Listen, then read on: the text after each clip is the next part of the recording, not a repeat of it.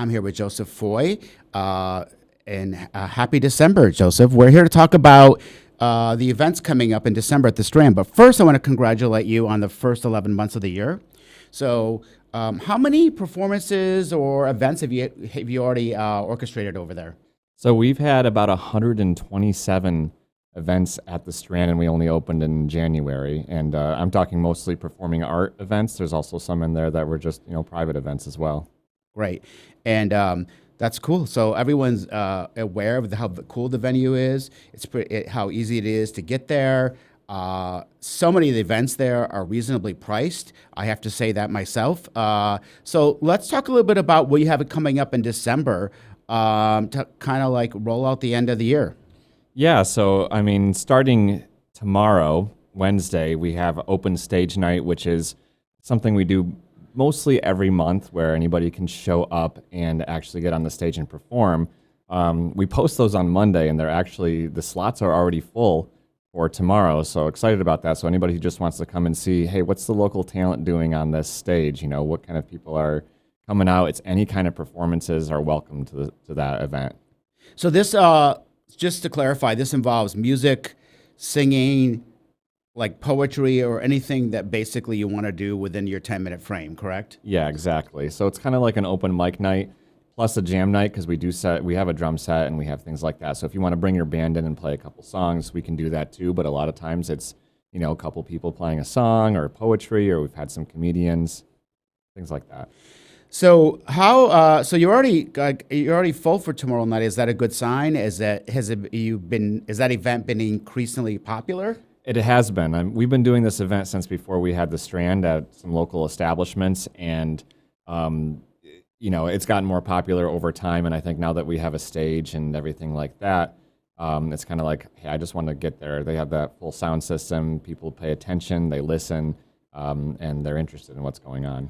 I think the intimacy of the space and like the cafe seating kind of makes it a little bit less intimidating for people that want to go in there and kind of like, I want to get my feet wet performing, as opposed to like a big auditorium or a noisy bar. I mean, I've seen some of these events at a bar where it's just so noisy, nobody's paying attention. So you kind of got the best combination of both. You kind of got the intimacy of a cafe, but the quiet of a theater. And I think that's one of the reasons why it's probably taking off. Yeah, I think so. And lately we've even increased the lighting a little bit because it can get real intimate when we have all the lights down and a little bit more intimidating. But now we've brought up a little bit of the lights and the stage lights so that people feel, comfortable to present what they need to present.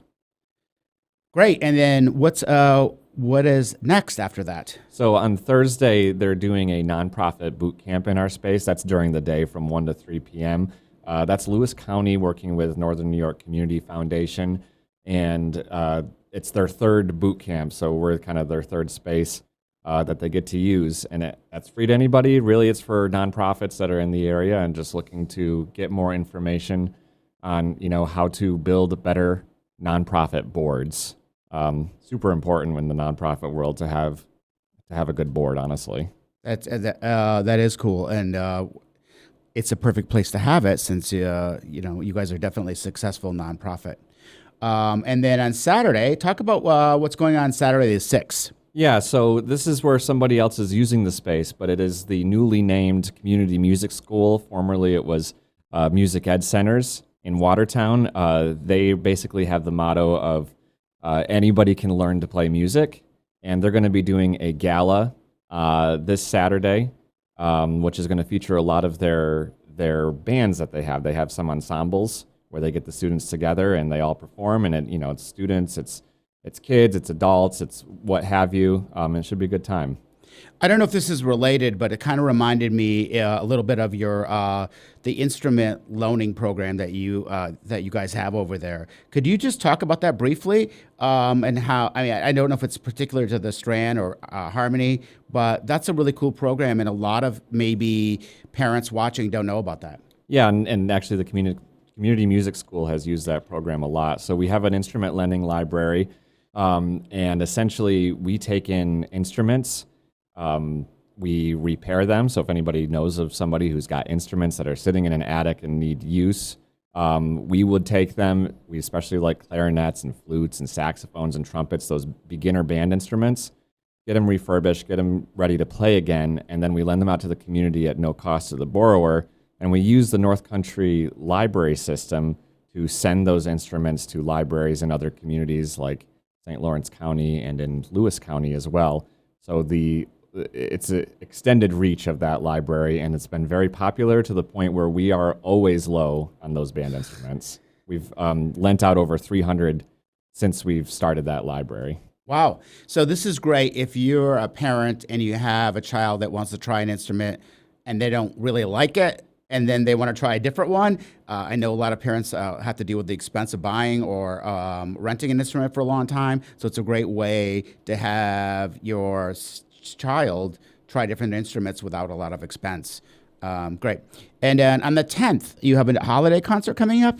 Yeah, so our board president, Andrea Wisharath, is putting on a holiday concert that's going to feature ensembles like a brass ensemble, a flute ensemble, and just people who want to hear some holiday music in that band type format, right?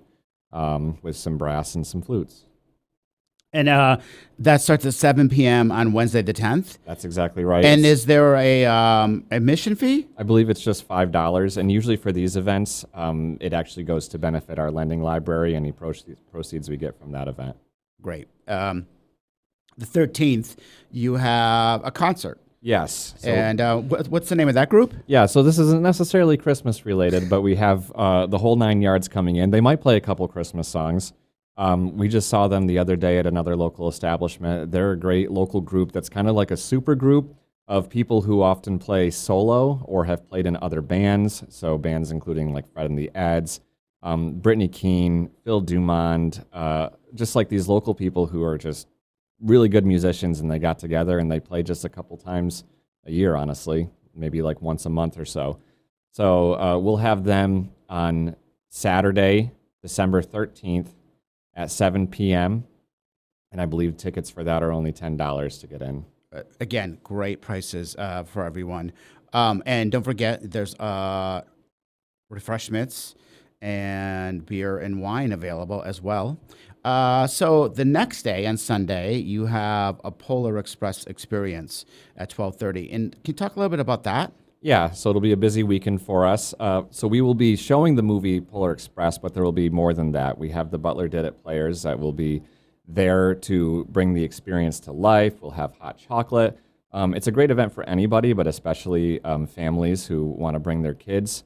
And at the end of the event, I believe that there will be a special appearance by Santa Claus. Wow. That's good. That's hard to nab him this time of year. He's kind of busy. It is, yeah. So that's an important family event. I noticed that you guys are always good about including family events, and that would be one of them. And the 18th, this is interesting. Is this a fundraiser on the 18th? Yeah, so it's a fundraiser. It's interesting because it's somebody booking our space, community broadcasters, booking our space to do a fundraiser for Music for the Mission, and what they're doing is dueling pianos. And I've never actually been to a dueling pianos concert before, but it's two piano players who are up there and do some playing together, some playing, counter to each other, do some banter and things like that.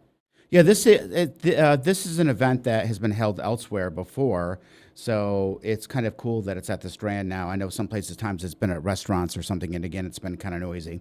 And are those tickets available online? So those ones, you will have to contact community broadcasters directly. It's through Glenn Curry, and then he can get you tickets to the event.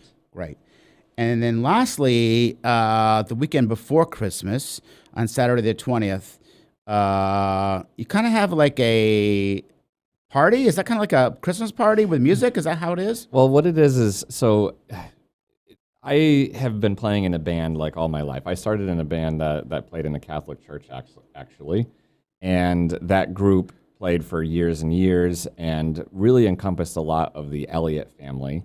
And we don't do that anymore. So this is kind of bringing it back. We'll be playing both spiritual and secular stuff. So people who maybe don't feel comfortable going to a church or something like that might, but like the idea of those songs and want to experience it somewhere, that this will be a good show to go to.